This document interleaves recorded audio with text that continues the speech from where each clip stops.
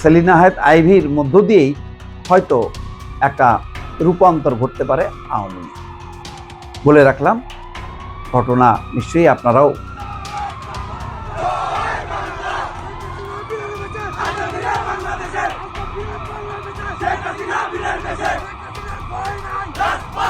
শেখ হাসিনার প্রত্যাবর্তন নিশ্চিত জেনে কি এখন থেকে মিছিল কর্মসূচিকে আরো জোরদার করছে ছাত্রলীগ ও আওয়ামী লীগ। গ্রেপ্তার, নির্যাতন, হামলা, হত্যা এত ভয় থাকার পরও আওয়ামী লীগের এই তৃণমূলের নেতাকর্মীরা সাহস পাচ্ছে কোথায়? শেখ হাসিনা যে বলছেন তৃণমূলের কর্মীরাই আসল আওয়ামী লীগ, তাহলে কি তার সেই কথাটাই সত্যি? শেখ হাসিনা যখন দেশের মাটিতে পা রাখবেন তখন রাজনীতির সমীকরণ কোথায় গিয়ে দাঁড়াবে? ঠিক এমন এক সময় যখন শেখ হাসিনা নিজেই একের পর এক ইমেল সাক্ষাৎকারের মাধ্যমে জানা দিচ্ছেন তিনি শিগগিরই দেশে ফিরবেন। আপনাদেরকে দুটা ভিডিও ক্লিপ দেখাই, তারপর একটু আলোচনা করি।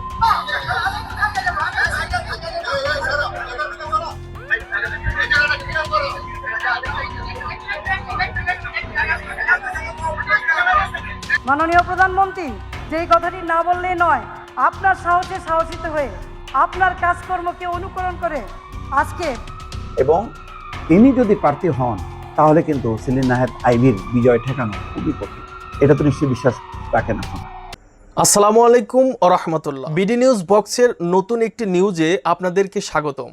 প্রিয় দর্শক, বাংলাদেশে বর্তমানে ঘটে যাওয়া বেশ কিছু চলমান ঘটনাবলীর মধ্য থেকে কয়েকটি গুরুত্বপূর্ণ খবর নিয়ে আমি আপনাদের সামনে হাজির হয়েছি, যার কিছুটা অংশ বিশেষ আপনারা সংবাদ শিরোনাম হিসেবে ভিডিওর শুরুতেই দেখেছেন। দর্শক, ভিডিওর শুরুটা দেখেই কিন্তু আপনারা বুঝতে পেরেছেন আজকের এই ভিডিওটি কতটা গুরুত্বপূর্ণ হতে চলছে। তাই দূর দূরান্ত দেশ ও দেশের বাইরে যে যেখান থেকে এই ভিডিওটি দেখার জন্য অন করেছেন তাদেরকে একটিমাত্র অনুরোধ করব, ভিডিওটি না টেনে শুরু থেকে শেষ পর্যন্ত মনোযোগ সহকারে এই ভিডিওটি দেখতে থাকুন। তো দর্শক, আর বেশি দেরি না করে চলুন দেখে আসি আজকের সেই কাঙ্ক্ষিত ভিডিওগুলো। তবে তার আগে আপনাদের একটিমাত্র অনুরোধ করব, যারা এখনো পর্যন্ত আমাদের এই চ্যানেলটি সাবস্ক্রাইব করেননি অবশ্যই চ্যানেলটি সাবস্ক্রাইব করে পাশে থাকা বেল আইকনটি বাজিয়ে দিন। আর যারা অলরেডি ইতিমধ্যে সাবস্ক্রাইব করে রেখেছেন তাদেরকে অসংখ্য ধন্যবাদ এবং আমাদের পক্ষ থেকে অভিনন্দন জানাচ্ছি। তো চলুন দর্শক, ভিডিওতে একটা লাইক দিয়ে ধারাবাহিকভাবে সবগুলো ভিডিওর আলোচনা পর্যায়ক্রমে আমরা এবারে দেখে আসি। আপনাদেরকে দুইটা ভিডিও ক্লিপ দেখাই, তারপর একটু আলোচনা করি।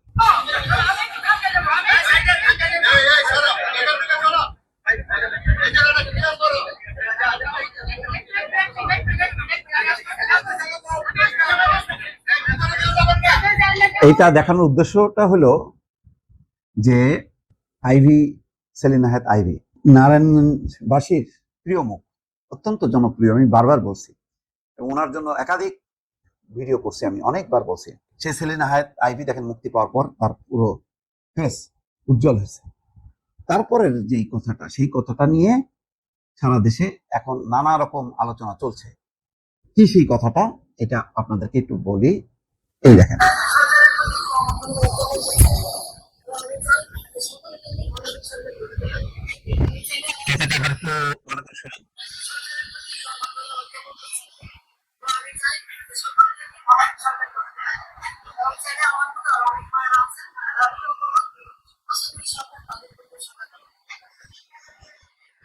মেসেজ খুব ক্লিয়ার। তিনি সরকারকে ধন্যবাদ জানিয়েছেন এবং একই সঙ্গে বলছেন যে আমার মতন নিরাপরাধ অনেক মানুষ আছে, আমি অনুরোধ করছি যেন সরকার তাদেরকে ছেড়ে দেয়। আসলে সরকার সেই চিন্তাটাই করছেন যে এইভাবে ইউনূসের সময় যেভাবে গণহারে মামলা দিয়ে, মিথ্যা মামলা দিয়ে হাজার হাজার মানুষকে কারারুদ্ধ করা হয়েছে, এমনকি আওয়ামী লীগ আমলেও যে কাজগুলি করছে আওয়ামী লীগ, সেই ধরনের কালিমা তারেক রহমান সরকার নেবেন না, প্রধানমন্ত্রী নেবেন না। এটা পরিষ্কার বার্তা।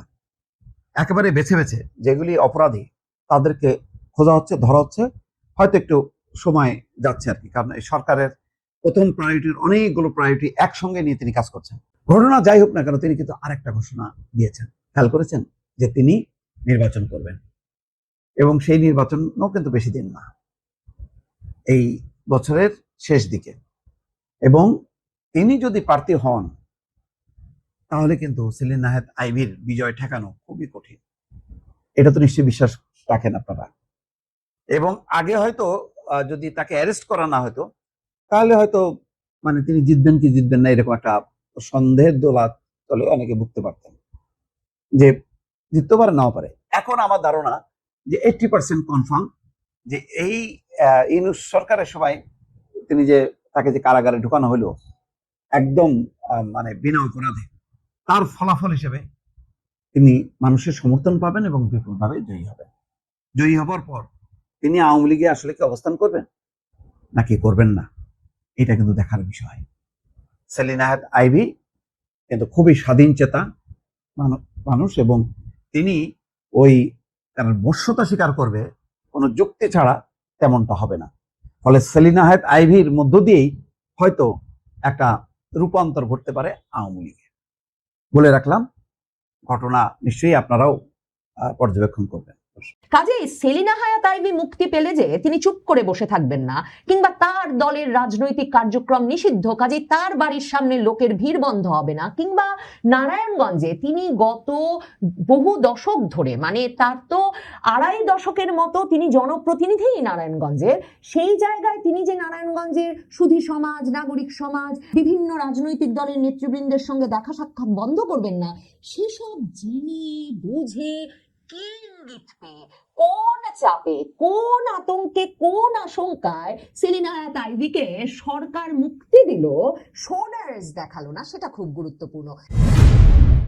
নারায়ণগঞ্জ সিটি কর্পোরেশনের সাবেক মেয়র আওয়ামী লীগ নেত্রী সেলিনা হায়াৎ আইভীকে যে 13 মাস কারাগারে আটকে রাখার পর অবশেষে গতকাল মুক্তি দেওয়া হয়েছে, ঘটনাটিকে অত্যন্ত তাৎপর্যপূর্ণ বলা ছাড়া কোনো উপায় থাকতে পারে না।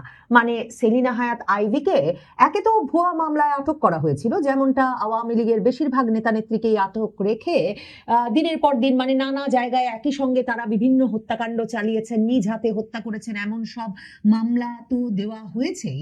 তার চেয়েও গুরুত্বপূর্ণ বিষয়, যেভাবে মাসের পর মাস জামিন ব্যতি রেখে আওয়ামী লীগের নেতা নেত্রীদেরকে আটকে রাখা হচ্ছে, নেতা কর্মী সমর্থকদের ঢালাও ভাবে আটকে রাখা হচ্ছে, সেটা হচ্ছে যে তারা এক মামলায় জামিন পান এবং হয়তোবা কারো নামে একাধিক মামলা আছে, সবগুলো মামলায় জামিন পেয়ে যখন তারা বের হতে যান, তখন একেবারে কারা ফটকে তাদেরকে আবার নতুন মামলায় শোন অ্যারেস্ট দেখানো হয়, মানে নতুন মামলায় আটক দেখানো হয়। কাজেই সেলিনা হায়াৎ আইভী সবগুলো মামলায় জামিন পেয়েছেন, সেটার চেয়েও তাৎপর্যপূর্ণ বিষয় হচ্ছে তিনি সবগুলো মামলায় জামিন পেয়ে অবশেষে বুধবার রাত 10:15টার দিকে গাজীপুরের কাশিমপুর মহিলা কেন্দ্রীয় কারাগার থেকে বেরিয়ে আসতে পেরেছেন। মানে বেরিয়ে আসার সময়েও সরকার তাকে কোনো মামলায় গ্রেফতার দেখানোর সিদ্ধান্ত নেয় নাই বা নিতে পারে নাই। তাৎপর্যটা আসলে এখানেই। তার মানে কি আরো অনেক জামিনের ঘটনা এখন থেকে ঘটতে থাকবে? এর আগে সাবের হোসেন চৌধুরী কিংবা আওয়ামী লীগের আরেক সাবেক মন্ত্রী আব্দুল মান্নান, কিংবা এই যে সম্প্রতি সাবেক স্পিকার শিরিন শারমিন চৌধুরী, এরা ছাড়া আর কারো জামিন হয়েছে হাই প্রোফাইল নেতা, সেটা বলবার কোনো উপায় নাই। এবং তাদেরও যে জামিন হয়েছে সেটাও যে একেবারে সুনির্দিষ্টভাবে নির্দেশনা ক্রমে, অনুরোধ ক্রমে, পরামর্শ ক্রমে হয়েছে, সেটাও বুঝতে অসুবিধা হয় না, যেহেতু তাদেরকে আটক করবার কিছুদিনের মধ্যেই তাদেরকে জামিনে মুক্তি দেওয়া হয়েছে এবং এরপর আর তাদের মামলাগুলো নিয়ে নাড়াচাড়া করা হয় নাই। এখন সেলিনা হায়াৎ আইভীর এই যে মুক্তি পাওয়ার ঘটনা, সেই তাৎপর্য নানা দিক থেকে বিশ্লেষণ করা যায়। প্রথমত, সেলিনা হায়াৎ আইভীকেই মুক্তি দেওয়ার বিষয়ে কি কোনো পক্ষ থেকে তারা কিংবা চাপ আসছিল? সেলিনা হায়াৎ আইভী আসলে তার এলাকার জনগণের শক্তিতে চলা নেত্রী। তাকে যেদিন 2025 সালের মে মাসে ইউনূস সরকারের আমলে গ্রেফতার করতে যাওয়া হয়েছে, তখনও চারদিকে নিন্দা সমালোচনা হয়েছিল যে আওয়ামী লীগের এমন একজন সৎ, জনপ্রিয় এবং কর্মঠ জনপ্রতিনিধিকে যে ভুয়া মামলায়, মানে নারায়ণগঞ্জের হত্যা মামলা দিয়ে আটক করা হলো, সেটা একমাত্র রাজনৈতিক প্রতিহিংসা, প্রতিশোধ ছাড়া আর কিছু হতে পারে না। সেলিনা হায়াৎ আইভী এমন নেত্রী যে ইউনূস আমলে পর্যন্ত যখন তাকে গ্রেফতার করতে গেছে পুলিশ, তখন ঘন্টার পর ঘন্টা তার সমর্থকেরা আর নারায়ণগঞ্জের সাধারণ মানুষ তার বাসা ঘিরে রেখেছেন যাতে তাদের নেত্রীকে পুলিশ নিয়ে যেতে না পারে। কাজে এহেন নেত্রীকে মানে মুক্তি দিতে যদি সত্যি পরামর্শ বা চাপ আসতো জায়গা মতো থেকে, তাহলে সাবের হোসেন চৌধুরী কিংবা শিরিন শারমিন চৌধুরীদের মতো তার সবার আগে আসলে কয়েকদিনের মধ্যে মুক্তি পেয়ে যাওয়ার কথা। গত 1 জুন সোমবার সকালে বাংলাদেশের বন্দরনগরী চট্টগ্রাম নগরের জিএসসি মোড় এলাকায় বড় ধরনের মিছিল করেছিল নিষিদ্ধ ঘোষিত সংগঠন ছাত্রলীগ। মিছিলের ভিডিও সামাজিক মাধ্যমে ভাইরাল হওয়ার পর সংবাদ মাধ্যমগুলোতে ফলাও করে খবর প্রচারিত হয়েছিল। একই দিন দেশের আরো কয়েক জেলায়ও সরকার নির্বাহী আদেশে কার্যক্রম নিষিদ্ধ থাকা আওয়ামী লীগ এবং এর অঙ্গ সংগঠনগুলো মিছিল করেছিল।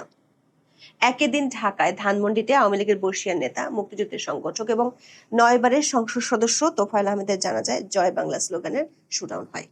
এসব খবর ভাইরাল হওয়ার পর পুলিশের উপর চাপ বাড়ে। চট্টগ্রাম নগরে কয়েকটি থানা পুলিশ সোমবার রাতে ব্যাপক অভিযান চালিয়ে 70 জনকে গ্রেপ্তার করে। 2রা জুন সন্ধ্যায় সিএমপি জনসংযোগ শাখা থেকে পাঠানো এক বিজ্ঞপ্তিতে তথ্য জানানো হয়।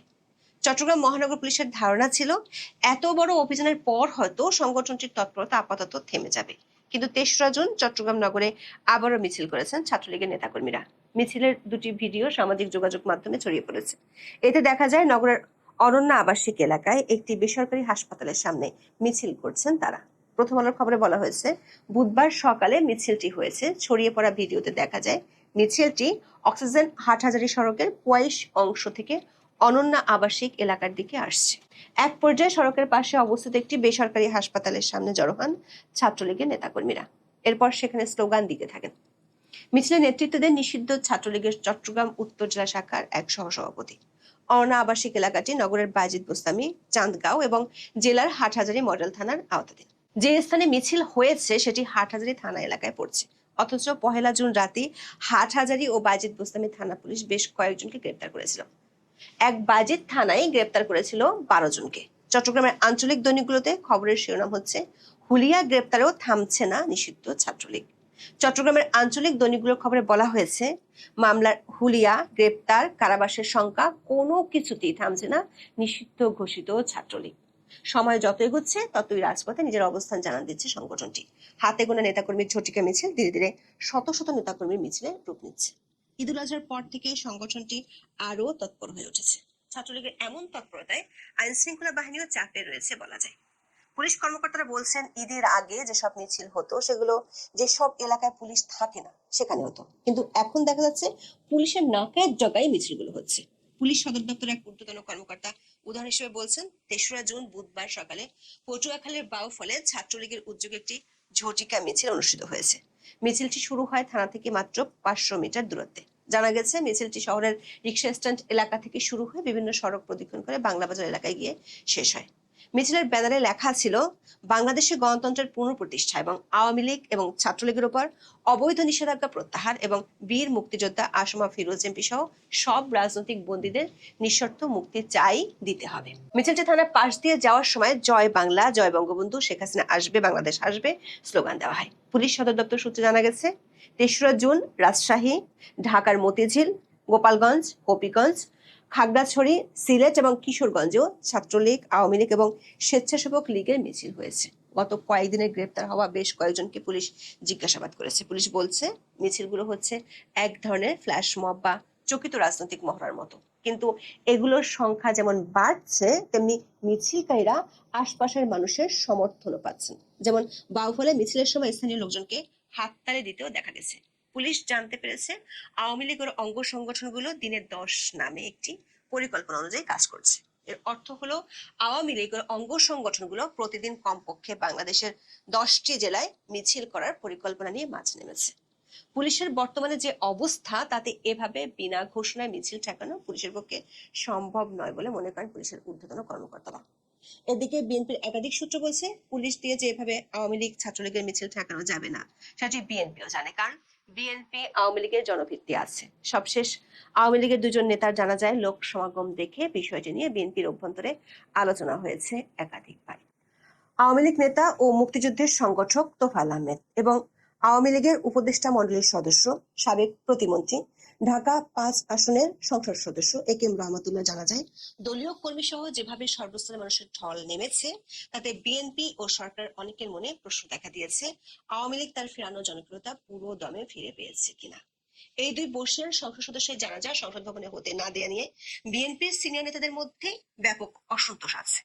বিএনপির স্থায়ী কমিটির 2 জন সিনিয়র নেতা মনে করেন, অতীতে যে দলের সংসদ সদস্যই হোক না কেন মারা গেলে সংসদ ভবনের সামনে জানাজার একটা রেওয়াজ ছিল, যেটি ভেঙে পড়েছিল ইউনূসের আমলে।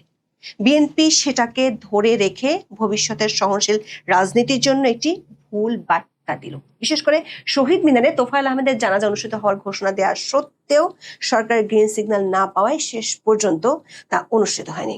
সরকারের একজন জ্যেষ্ঠ মন্ত্রী প্রশ্ন রেখেছেন, একজন কন্টেন্ট ক্রিয়েটরের জানাজা যদি শহীদ মিনারে হতে পারে, রাজনৈতিক মতবিরোধ থাকা সত্ত্বেও তোফায়েল আহমেদের মতো একজন মুক্তিযুদ্ধের সংগঠকের জানাজা কেন শহীদ মিনারে হতে দেওয়া হলো না?